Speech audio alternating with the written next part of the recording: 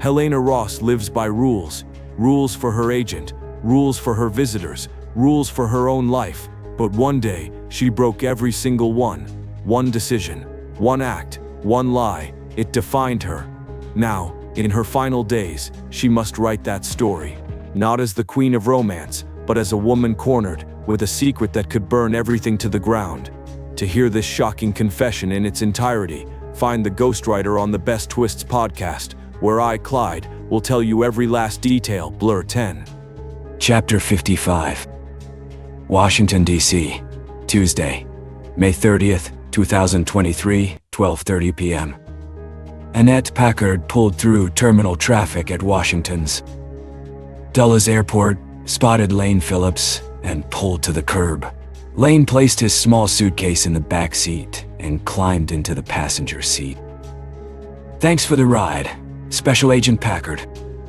"Lane, good to see you," Annette said as she checked her side mirror and pulled back into traffic.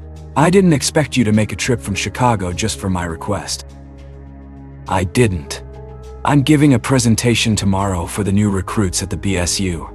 I figured we could hook up and have dinner while I'm in town. I found a few interesting angles with the Quinlan girls case. Were you able to reach her to see if she's available?" "I was.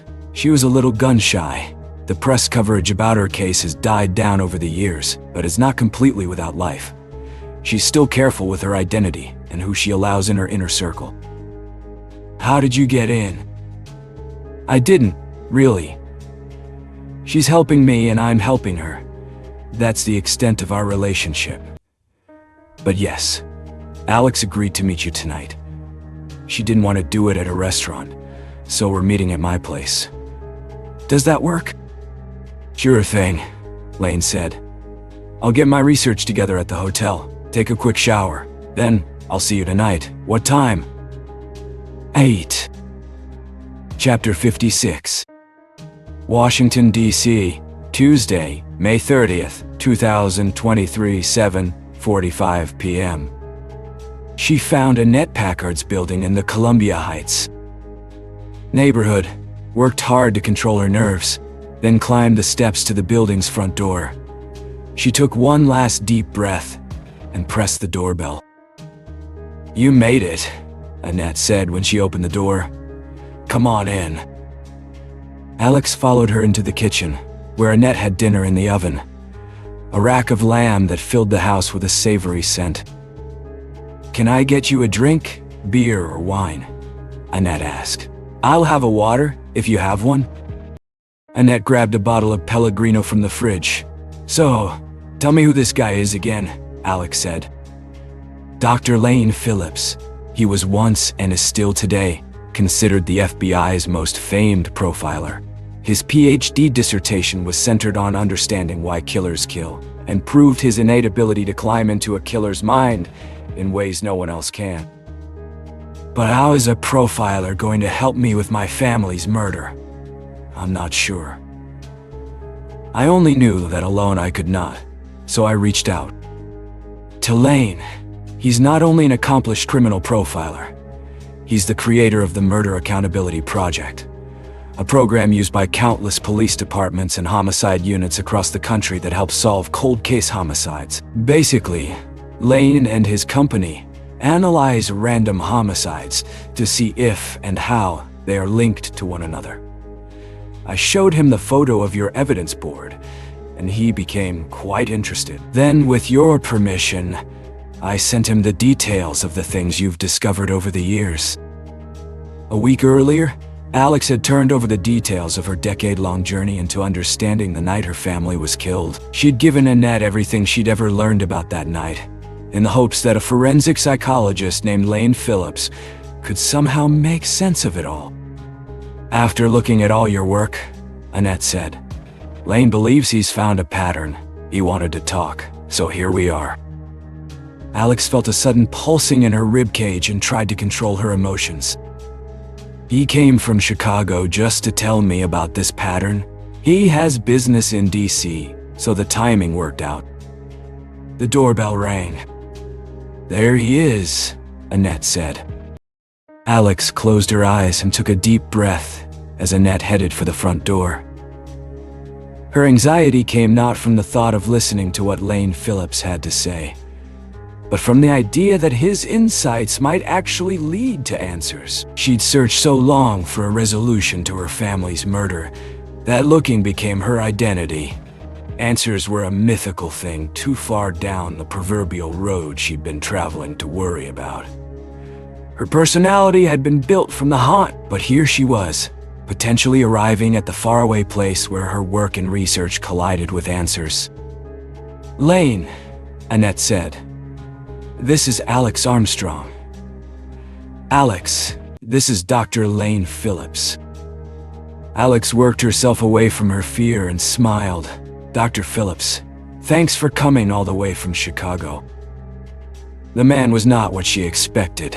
In her mind, Alex had conjured the image of an academic-looking older man with white hair and glasses, and a resigned personality cultivated from a lifelong exposure to the most ruthless killers society had known. But instead, Lane Phillips was a vibrant-looking 50-something-year-old man with a full head of bushy hair who could pass for someone much younger. He wore jeans and a light gray sports jacket over a button-down shirt, and smiled pleasantly when he looked at her.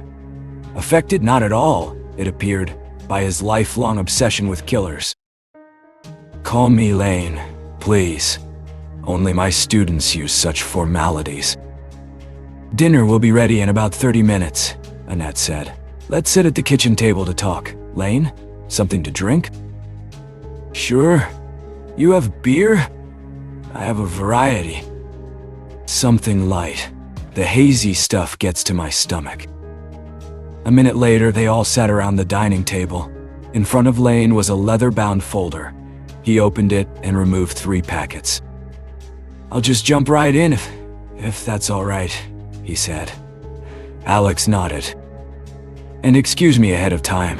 I understand how emotional and traumatic discussing the details about your family's case can be, even this many years later. So I apologize in advance for my directness. It's an affliction that I move from cordial conversation directly into clinical diagnosis mode." "Understood," Alex said. "Did you find anything?"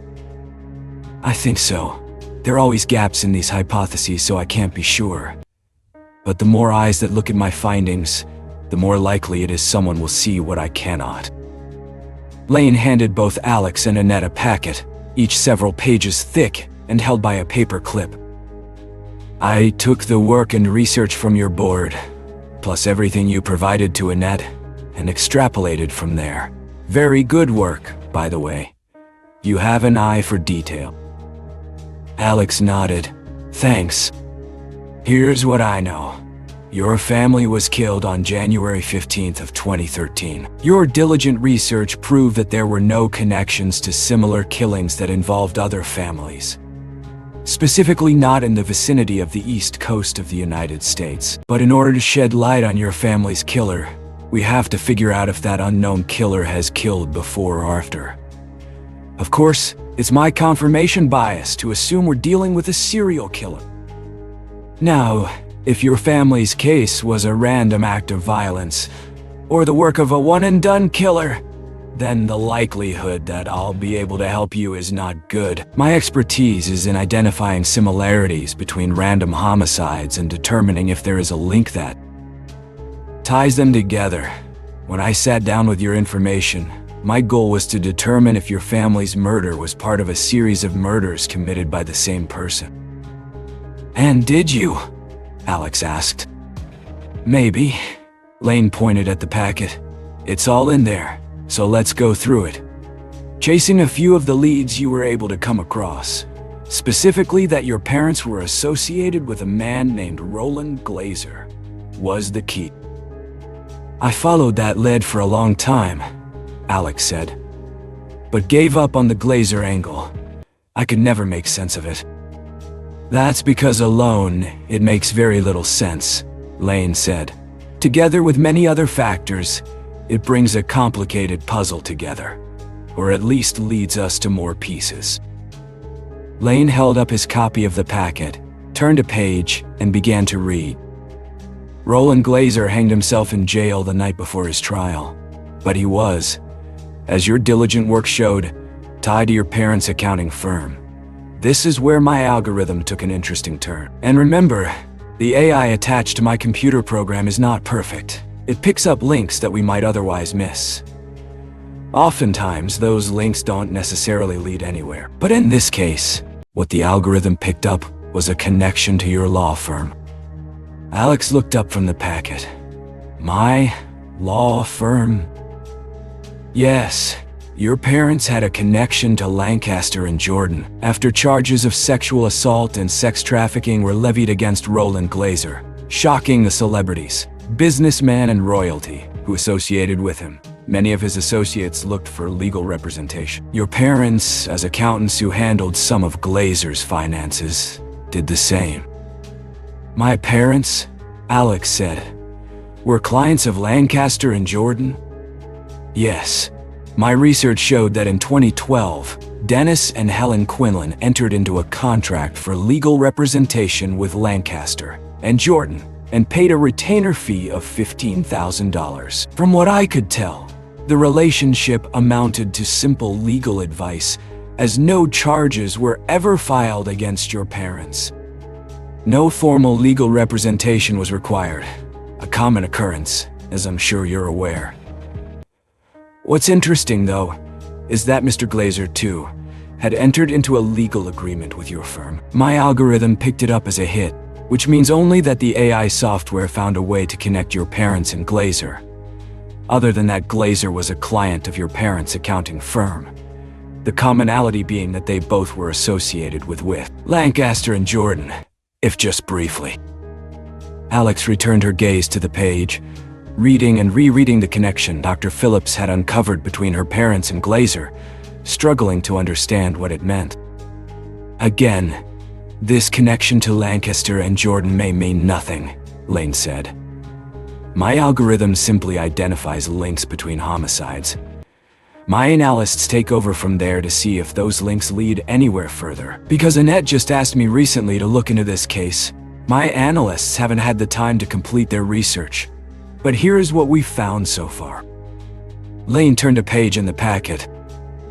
Since 2013, I was able to identify 4 clients of Lancaster and Jordan who were victims of homicide, all on the East Coast. Alex felt the room spin as a wave of lightheadedness came over her. She looked up briefly, but neither Lane nor Annette noticed her struggle.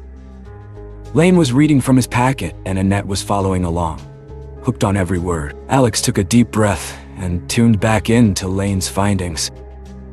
In 2016, a man named Carl Clement died by gunshot, wound after a home invasion. Police never had any leads, and the case is still unsolved today. In January of that year, Clement was a college counselor at a local high school and was charged with sexually assaulting one of his students. He sought legal counsel from Lancaster and Jordan. In 2017, a man named Robert Klein was arrested for aggravated assault and molestation of his neighbor's 12-year-old daughter. He, too, sought legal representation from Lancaster and Jordan. He was killed in his home 6 months later. Lane looked up from his packet. Any guesses how Klein was killed? Gunshot wound, Annette said, during a suspected home invasion. Bingo. Police chalked it up to a burglary gone bad. Lane turned the page. Okay, stick with me. 2 more. In 2019, a guy named Nathan Coleman was arrested for soliciting sex from a minor. He sought representation by Lancaster and Jordan, but charges were dropped due to a technicality. 2 months later, he was found dead in his living room. Official line: shot and killed during a home invasion. Lane turned the page of his packet. Finally, we have a guy named Byron Zell. The sound of Byron Zell's name caused Alex's stomach to sink and her forehead to bead with sweat. Wait a minute, Annette said. I've heard that name. So has Alex, Lane said. Byron Zell was on her evidence board. Alex's vision blurred as she thought back to her meeting with Hank. Donovan, the detective who had given her the details about Zell's crime scene. Pictures of Zell's victims had been left around his body. Alex had drawn a faint connection to her parents' crime scene, but had run out of real estate from there. But now, the FBI's most renowned criminal profiler had also connected the murder of her parents to Byron Zell. But through a different link, they were all clients of Lancaster and Jordan. Lane looked at Annette. The name probably rings a bell because the homicide happened right here in DC about a month ago. It took a sophisticated computer algorithm constantly updated with new artificial intelligence technology for me to arrive where Alex got all on her own. Sexual assault, Alex managed to say. What's that? Annette asked. All the cases have to do with sexual assault. Exactly, Lane said.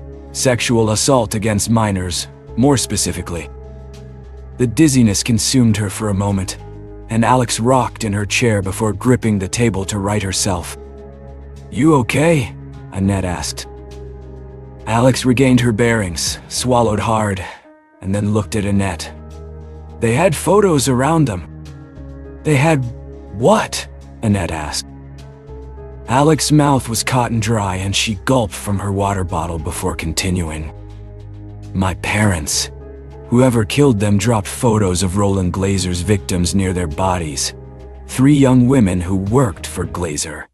They disappeared shortly after Glazer was indicted on sex trafficking charges. Many believe Glazer killed them to keep them quiet about what was going on at his private island. Whoever killed Byron Zell did the same thing. Deposited photos of his victims around his body. Annette slowly turned her head to look at Lane. Any idea if these other victims you've identified had photos left by their bodies? Lane nodded. All of them. He held up the packet. So what we have is a cluster of victims who are all tied in some way to the sexual assault of minors.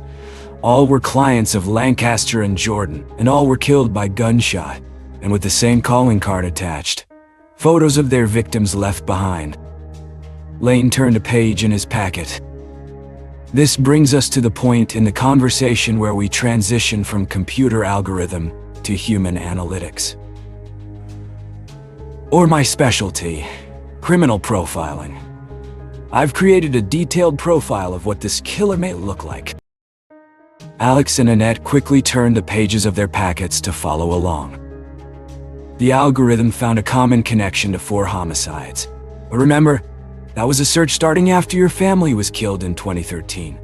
So we have 5 homicide cases starting in 2013 if we include your family. That's either a bizarre coincidence, Annette said, or it's very dangerous to seek legal advice from Lancaster and Jordan. Alex stayed quiet. Her mind was racing too quickly to organize her thoughts into coherent questions.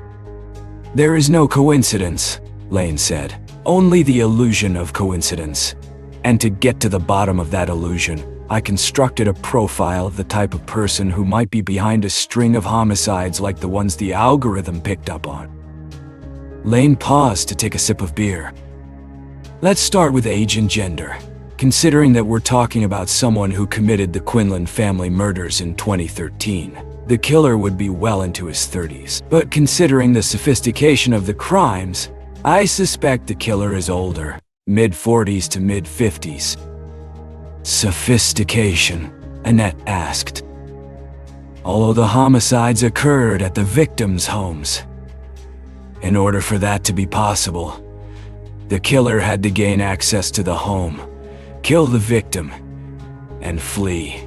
That takes cunning, patience, and planning. This is not some kid running around shooting people. Lane went back to his packet. So we've got someone who's 45 to 55, cunning and intelligent, and likely holds a job of some importance. White collar much more likely than blue collar. And most importantly, this person has a vendetta against those who commit crimes of sexual predation against minors. But it's not just a vendetta, it's a personal vendetta. In all likelihood, the killer was sexually assaulted as a child. And he's now taking revenge for his own sexual abuse on predators today, Annette said. Correct. So we've got a middle-aged guy who was abused as a kid who is now finding sexual predators and killing them. Annette said. "Those predators have bottlenecked his clients at Lancaster and Jordan." She looked briefly at Alex before turning back to Lane. "You think it's someone at Lancaster and Jordan? Is that the idea?" "Maybe," Lane said. "But so far we've only concentrated on homicide since 2013. To paint a complete picture of this killer, I looked at the years before Alex's family was killed and came across an interesting incident that occurred in 1981 at a summer camp in the Appalachian Mountains." "A summer camp?" Alex asked. "Yes, Camp Montague. What I found indicates that this killer has been at it for much longer than 10 years. Part Vix. The profile of a killer. An object at rest. Alex Armstrong. Camp Montague, Appalachian Mountains. They hid in the darkness of the clearing behind Jerry Lawlins' cabin. Cicadas buzzed in rhythmic tones and blended into the night.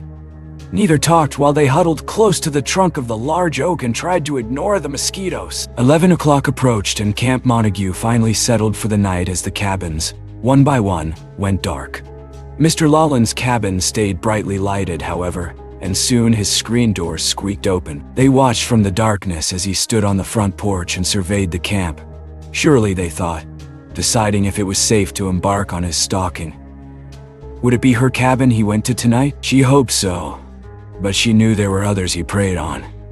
She knew this because Jerry had used a Polaroid camera to take photos of her while she was in various stages of undress. The click-shin sound the camera made when he pointed it at her and snapped the photos, as well as the sound of the film ejecting from the camera, sickened her when she thought of it.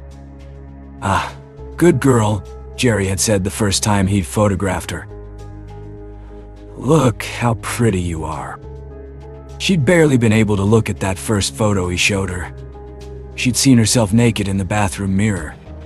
But that image existed only in her own mind, and it disappeared once she left the bathroom. The photo Mr. Lawland held had made her feel embarrassed and ashamed, knowing that it would never vanish like her reflection.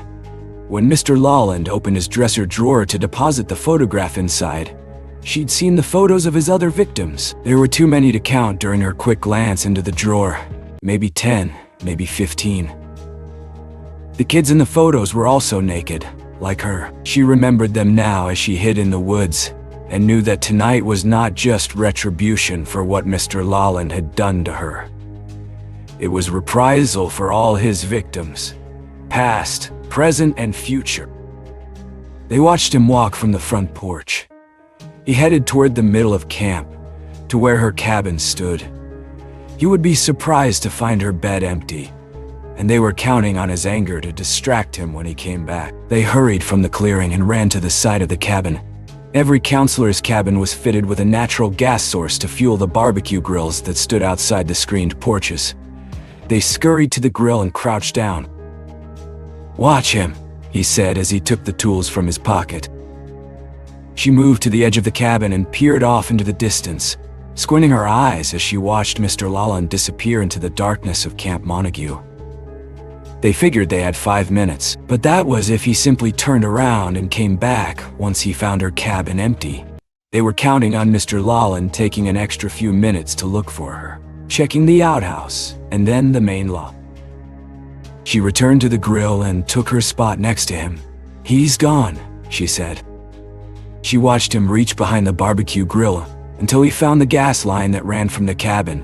He used the pliers they'd taken from the utility closet to twist the bolt that secured the gas line to the grill. It took a few seconds of forced effort until the bolt broke free, and then it turned easily. He spun the fitting until the line fell free from the grill, then stood and pulled the slack out of the line until it was stretched to its full length. It was just long enough to reach the window. "It's locked," she said when she tried to open the window that led to Mr. Lawland's bedroom. "I'll go in and unlock it." "What if he comes back?" "It won't take me long," she said, taking a hard swallow before speaking again. "I've been in there before."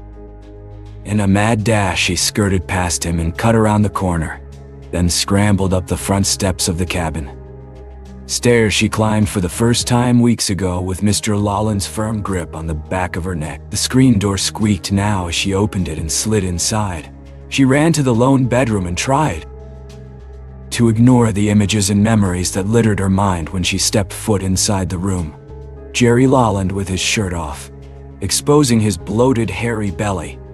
The way his callous hands felt when he touched her. The sound of the Polaroid camera spitting out photos of her. She crossed the room quickly and twisted open the window lock. It had taken less than 30 seconds. She was back outside and around the corner of the cabin before they saw Mr. Lawland in the distance, walking back to his cabin. "Hurry," she said, placing her hand to the glass and pushing upward until the window was cracked open. He handed her the gas line, and she snuck it over the sill and into the cabin before closing the window again, just as they heard Mr. Lawland climb the steps of the front porch. It was too dangerous to run back to the clearing, so they instead crouched below the window and tried to make themselves as small as possible. The bedroom light clicked on, and the glow fell onto the ground in front of them and spilled into the forest. They waited, barely breathing, for 30 minutes until the bedroom light went out.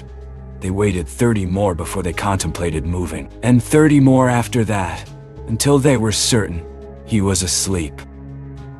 He nodded at her, and she reached to the red valve at the base of the cabin's outer wall. She twisted the lever until it was parallel with the line, allowing gas to flow into Jerry Lawland's cabin. They waited another moment, and then crept away from the cabin and headed back into camp. She was too scared to sleep in her cabin for fear that Jerry would somehow escape their trap and come for her. Plus, she still had work to do, and for this last part of the plan, she needed no accomplice. While the rest of the camp slept, she settled into one of the chairs that encircled the fire pit. Orange embers glowed from the night's fire, and she forced herself to stare at the smoldering coals to stay awake. The hours passed, but did so slowly, as if each minute were a perversion of time, made up of some value. Greater than 60 seconds, when finally a hazy and far-off glow came to the horizon, she crept back into the forest and made her way to the clearing. Mr. Lawland's cabin was quiet and calm and dark. Slowly, she emerged from the forest and approached the back of the cabin, then crouched below the window before lifting herself to peer over the windowsill. It was dark inside but for the glow of the alarm clock on the night table, which offered just enough light to see Mr. Lawland lying in bed. He was lifeless and still, but to simply kill Jerry Lawland was not good enough. The world needed to know his sins and judge him accordingly. She hurried around to the front of the cabin and silently climbed the 3 steps of the front porch. The screen door screeched, putting the fear of death in her, that if Mr. Lawland was still alive, he'd be waiting for her. After a moment of silence, though, she knew he was dead. She slipped inside the cabin and tiptoed down the hallway. The odor of gas was strong and permeated from the bedroom. When she pushed open the bedroom door, she saw him lying on his back with one arm hanging over the edge of the mattress. The sheets covered him from the waist down, and the early glow of dawn spilled through the window to illuminate his hairy stomach, causing her own to roil with nausea. Still, she forced herself to stare at the man's torso, which she did for a full minute to make sure he wasn't breathing. When she was certain, she went to his dresser and opened the top drawer. There, she found the photos of herself and his other victims, their faces blurred together, and she could hardly bring herself to look at the photos as she grabbed them from the drawer, feeling as ashamed for Jerry's other victims as she did for herself. But one face in the photos stood out from the others. She lifted the photo close to her eyes, urging the breaking dawn to prove her wrong. But there was no mistaking her brother. He was younger in the photo, and she realized it was probably taken when he, too, was a first-year recruit at Camp Montague. He'd never told her.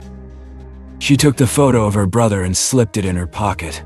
His secret would stay safe with her, the same way she would never discuss with another soul what Jerry Lawland had done to her. She would never force her brother to do so either. She would protect his secret as long as he wanted to keep it. But Jerry's other victims would not stay anonymous. There was no other way. She walked to the bed stood over Jerry Lawlen's lifeless body and placed the photos, one by one, across his chest and around his face. The man deserved to die, but she would not allow death to hide his sins. When she finished, she stared at the man who had abused her. A feeling of satisfaction came over her.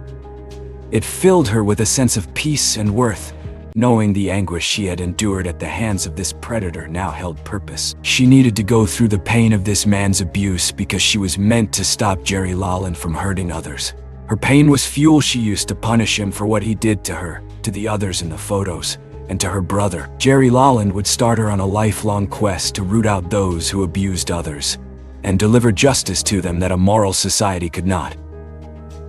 2 hours later, just after 7:00 a.m., she was asleep in bed when she heard them. The sound dragged not just her, but all the residents from bed. Along with other confused kids, she wandered out of her cabin and congregated by the campfire area. As Camp Montague came to life in the most unusual of ways that morning. Not through whistles from the counselors or Mr. McGuire's voice over the loudspeaker, as they were accustomed to waking each morning, but instead by an ambulance siren. Chapter 57. Washington, D.C., Tuesday, May 30th, 2023, 9:32 p.m. Camp Montague was a summer camp for 13 to 18-year-olds, Lane said. It shut down in 1981 after one of the counselors killed himself. And the place has something to do with my family being killed, Alex asked. Maybe. What happened at Camp Montague adds to the profile I've built of this killer and allows me to connect the past to the present. Alex glanced quickly at Annette, then looked back down at the packet as Lane continued. A counselor at Camp Montague named Jerry Lawlen died in the middle of the summer in 1981. They found him in his cabin. The autopsy report I managed to get my hands on lists the cause of death as asphyxiation due to carbon monoxide poisoning. He killed himself? Annette said. That's the official line. How does the suicide of a camp counselor in 1981 have anything to do with my family? Alex asked. Well, that's the kicker. This happened 40+ years ago, so I had trouble tracking down anyone who was directly involved in the case. After I found the connection, I mostly relied on public records, but I was able to tap my sources and get hold of one of the detectives who handled the case, a guy named Martin Crew. He's in his late 70s now and has been retired for years. Still, he remembered the case like it was yesterday. What was so memorable? Alex asked. The fact that Jerry Lawlen was a pedophile. Annette squinted her eyes. How could a pedophile get a job as a camp counselor? No one knew the guy was a predator until they found him dead in his cabin, and only then because they found pictures of his victims spread out around his body. The packet fell from Alex's hands. I know, Lane said. It's shocking. If my profile is correct, whoever killed your family also killed Jerry Lawlen. And that means the killer was one of Jerry Lawlen's victims. Do you have the names? Alex asked. Of Lawlen's victims? No. They were sealed and not made public back then. I haven't had the time to dig deep enough to find them on my own. Alex stood up. Her hands were trembling when she ran them through her hair. Do you have contact information for the detective you spoke with? Lane turned to the last page in his packet and held it up for Alex to see. He pointed to the name and phone number of the detective who ran the Jerry Lawlen investigation. I figured you'd ask for it. Chapter 58. Washington, D.C., Tuesday, May 30th, 2023, 9:45 p.m. She left Annette's house in Columbia Heights and drove straight to Lancaster and Jordan. The parking lot was empty that late at night. Even the diehards who lived in the den had given up by 9 p.m. Her phone was pressed to her ear as she rode the elevator to the 9th floor, hurried through the den, and entered her office, clicking on the lights as she went. Hold on, Alex said into the phone. I'm not there yet. On her way to the office, she had called Kyle Lindbergh, an old Allegheny friend whose savant-like computer skills had likely saved him from a life of violent crimes. He landed in Allegheny for armed robbery. At age 16, he held up a 7-Eleven. Inside Allegheny, Alex had told him how very stupid it was to use a gun to get what he wanted. She was particularly touchy about that subject, and her words had resonated with Kyle Lindbergh. After his release, he never picked up a gun again. Instead, he honed his computer skills and put them to good use. These days, he made a living by farming his savant-like talents out to those who needed high-tech computer hacking. Alex was happy to have him on speed dial. She told him what she needed him to do: scale the firewall that protected confidential and archived files at Lancaster and Jordan. The firm's attorney-client privilege agreement called for inactive or retired files to be archived and sealed. Those files were accessible only by the attorney who handled the case. Active cases were not as protected. Many employees, including Alex, could use their password to gain access to those files. But a case was concluded. The files were stashed in a digital vault, accessible only by the attorney who worked the case. At her desk, she set Lane Phillips' packet next to her keyboard and shook the mouse to bring her monitor to life. "Okay," Alex said, putting her phone on speaker. "I'm at my computer." "Enter your password," Kyle said, "to get me into Lancaster and Jordan's motherboard. I'll do the rest from there." Alex typed her password and clicked enter. "I'm in." "Okay," Kyle said. "I'm taking control of your computer." Alex heard a violent flurry of keystrokes as Kyle went to work. Her computer screen turned black, and a series of nonsensical code appeared in white font. For 10 minutes, the screen continued to fill and refill with gibberish until the monitor went completely dark for an instant before blinking back to life. "In," Kyle said. "Your guy almost knows what he's doing. I had to back-end gerrymander a couple of firewalls, and I left a few digital footprints in the process. If a good geek looks, they'll see that we hacked it. I still have time to turn around and erase everything, but only if we decide not to go any farther." "Not gonna happen," Alex said. "I can get into the files now?" "Yeah, use Morse code for whenever a file is password protected, and you should be granted access. That password disappears in 12 hours and will then be useless. Until then, you've got free reign of any file you're interested in." "Thanks, Kyle. I'll call you back if I run into any dead ends." "You won't. Want to tell me why you're hacking into your own computer system?" "Not really." "Bill's in the mail," he said. "It took you all of 10 minutes. Gotta eat, girl," he said before the line went dead. Alex concentrated on her computer and started pulling up archived files that held 2 decades worth of Lancaster and Jordan clients. She scrolled through until she found the year 2012. Listed alphabetically were all the clients Lancaster and Jordan represented that year. Alex scrolled to the queues and found her parents' names: Dennis and Helen. Quinlan. Tears pooled on her lower lids as she stared at her parents' names and tried to make sense of it all. She entered the temporary password and checked her parents' file. She wiped her eyes and grabbed Dr. Phillips' research packet.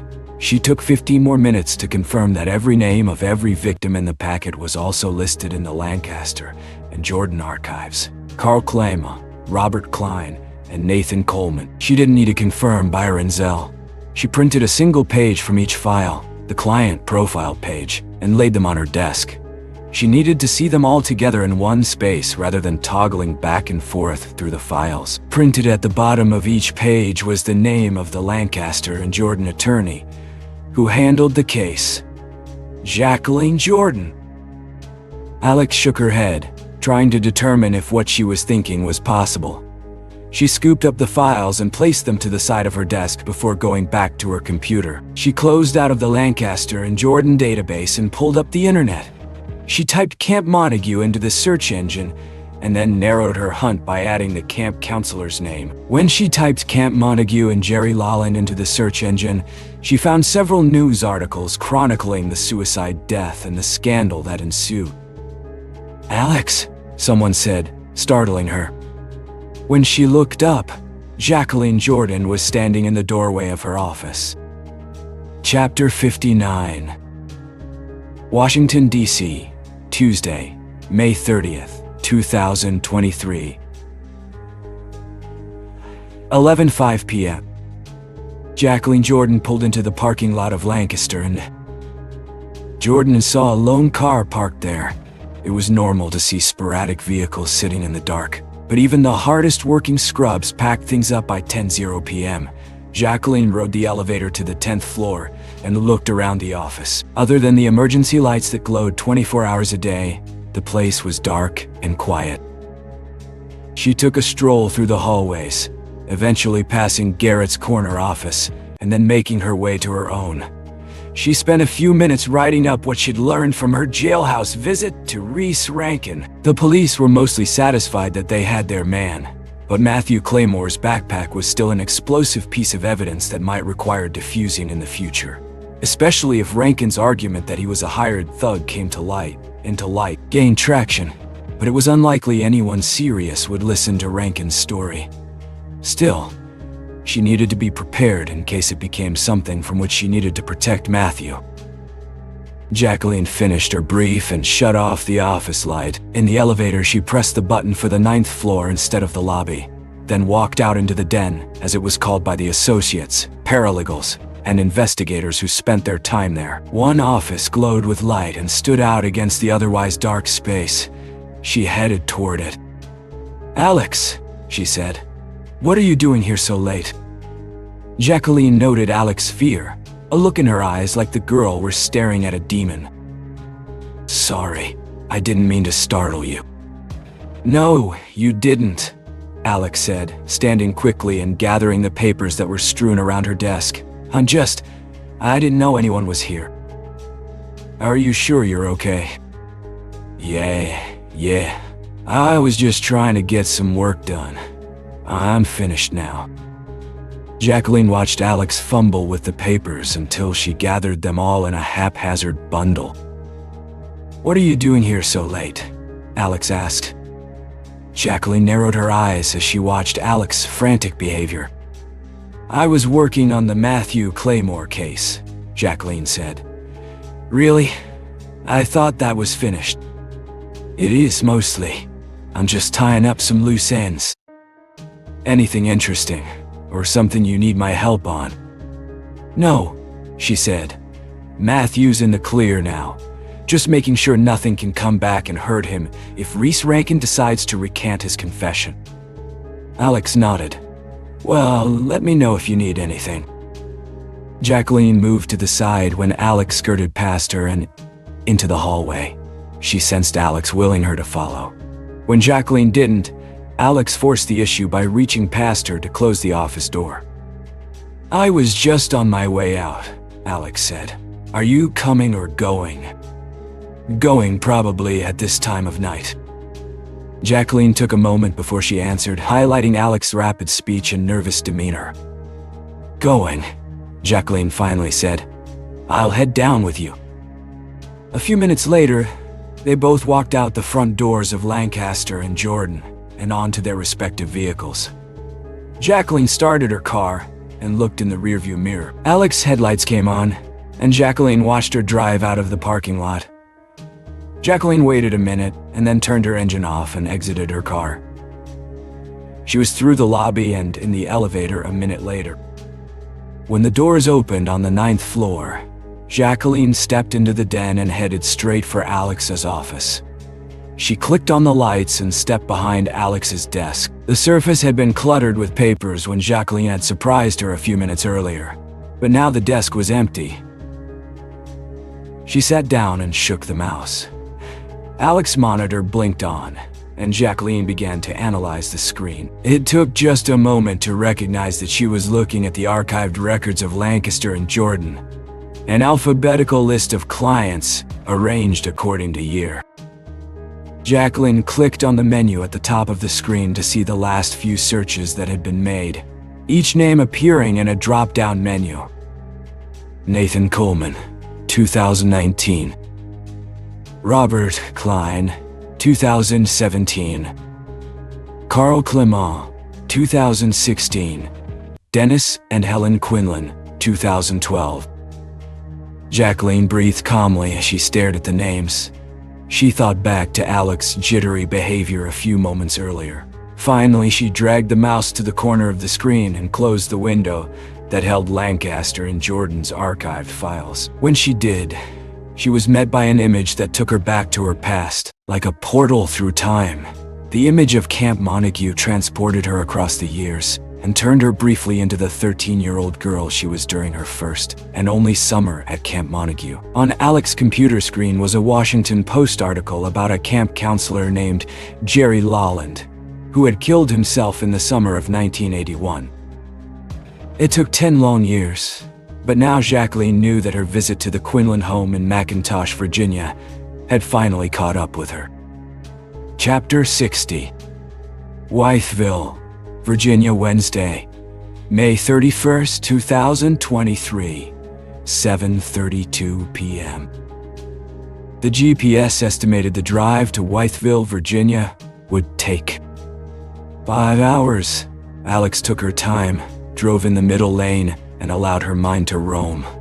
She'd snuck out of the office early and was on the highway and the open road by 2:30 p.m. She should have been frantic. She should have driven like a lunatic. She should have been desperate to get to Wytheville, Virginia, where the detective who worked the Jerry Lawland case lived. Detective Martin Crew had agreed to meet Alex and discuss everything he remembered about the Camp Montague case from 1981. With potential answers waiting, Alex should have been filled with urgency and anxiousness. Instead, she drove the limit and allowed other cars to zip around her. 10 years of torment and searching was coming to an end.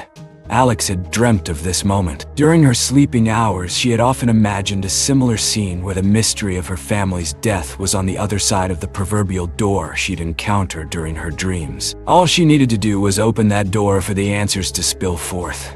But during those dreams, something had always stopped her. The door had no handle, or was bolted with the only lock she'd ever found that she could not pick. But now, here she was, driving to meet a detective who might hold the key to that door. She should be speeding. She should be restless.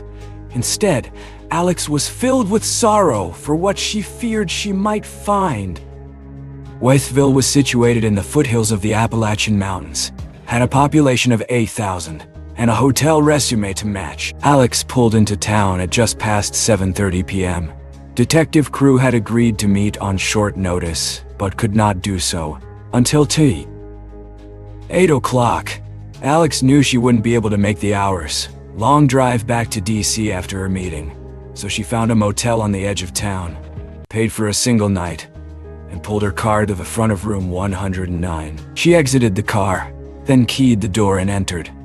Small but clean, the room offered a full bed, nightstand, and dresser with a television. She set her overnight bag on the bed, brushed her teeth, and applied a dark shade of lipstick to match her mood. She locked the door on the way out and drove into town. The Sly Fox, whose name was displayed in red neon, along with glowing Budweiser and Pabst Blue Ribbon signs, was located on a corner in the middle of the main drag.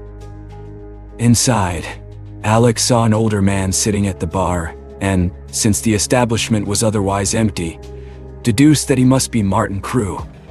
Country music played from unseen speakers, and a television behind the bar showed a baseball game. She walked up to the man. "Detective Crew." "Alex Armstrong?" the man asked, offering a sideways glance at Alex's piercings and tattoos. Alex nodded. "Yeah, thanks for meeting on such short notice.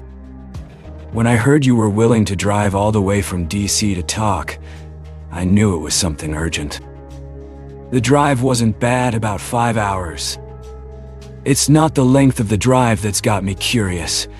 It's the fact that you're the second person in 2 weeks who's tracked me down about a pedophile camp counselor. who killed himself 40+ years ago. It was a prickly case back then, and I was never satisfied with its conclusion. The fact that it's somehow resurrecting itself this many years later has my attention. I'm as curious to know why you're interested in this case as you are to hear what I have to say. Let's talk.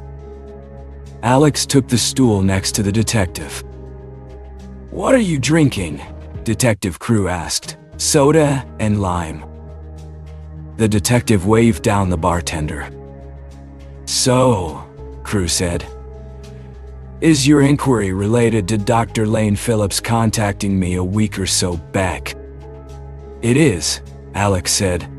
Well, technically, his inquiry was related to mine. Either way, I'm hoping you might be able to provide the answers I'm looking for. Fire away. I hope to get some myself. I'm a legal investigator for a big firm up in DC. There have been some interesting developments with a few of the firm's clients, brought to my attention by Dr. Phillips. What sort of developments, how interesting, and what's it got to do with Jerry Lolland? Maybe nothing, but that's what I'm here to figure out. A few of the firm's clients have died under suspicious circumstances, and Dr. Phillips managed to link the deaths, possibly, back to Jerry Lolland's suicide. Can you tell me what you remember about the case? Now I'm more curious than ever. The Lolland case was a while ago, but after I got a call from Dr. Phillips, I headed back into the Wythe County Sheriff's Office. I worked there for 20 years, before I did detective work for the state, so I still had some people I could reach out to. You were a detective for the state of Virginia. Yes, that's how I got involved with the Jerry Lolland case. Was it typical to call in state investigators for a suicide? No, not at all. We got called in because of the kiddie porn that was found around Lolland's body. Right. Can you tell me about that? Camp Montague was a prestigious summer camp in the area, just about 10 miles from Wytheville. People sent their kids there from all over the state, and even farther. It was an 8-week summer camp that taught teenagers independence and helped them make the transition into college. You know, typical camp mantra. At least, that's how the place was built. Montague shut down after Jerry Lolland's suicide and the scandal that followed. Lolland was one of the longtime counselors. He basically ran the place and was in charge of recruitment too. If a parent was interested in sending their kid to Montague, they met with Jerry Lolland to hear the camp's pitch, all that Montague had to offer, and how safe their route. Children would be. It was chilling to learn that this man preyed on the very children he recruited. Tell me how you found out about Jerry Lolland and his abuse against children. It was the summer of 1981. I got a call to investigate a death out at Camp Montague. It was a suspected suicide, but with a twist. A bunch of photos had been found around the body. Photos of naked children, all identified as kids enrolled at Camp Montague. The kids were first-year recruits, all of them between 13 and 14 years old. The photos were taken on an old Polaroid camera, state-of-the-art back then, the kind that spits out a photo as soon as you take it. Pretty disturbing stuff. I spoke to the kids identified in the photos, and they all told similar stories. Jerry Lolland came to their cabin late at night and lured them back to his own cabin. Lured them how? Told them he needed to speak with them privately about something urgent, and that they'd get in trouble if they didn't go with him. Remember, these kids were young and impressionable, and were likely scared and homesick the first time they went away to summer camp. Truly vile, Alex said. Yes, a predator in the true sense of the word. At any rate, Lolland got the kids back to his cabin and sexually abused them. Part of his routine was to take photos of them. The photos might be the link to the case I'm working.